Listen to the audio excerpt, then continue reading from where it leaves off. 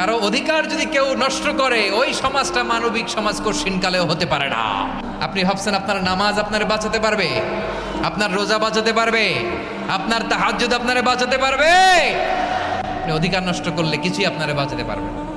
এজন্য নিকট আত্মীয়দেরকে দিতে হবে বেশি বেশি। বিশ্বনবী বলেন, নিকট আত্মীয় যারা কাছের, তোমার ভেরি ক্লোজ রিলেশনশিপে আছে, তাদেরকে দাও।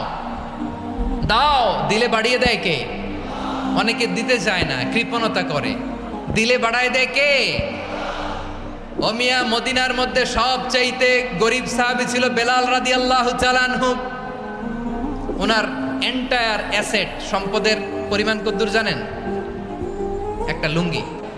টোটাল ওয়েলথ এস্টিমেশন, টোটাল সম্পদের পরিমাণ বেলাল রাদিয়াল্লাহু তাআলা আনহুর কি ছিল? ওই বেলাল রাদিয়াল্লাহু তাআলা আনহুকে বিষ্ণু ইসলাম বলেছেন, আনফিক ইয়া বেলাল, ও বেলাল তুমিও দাও।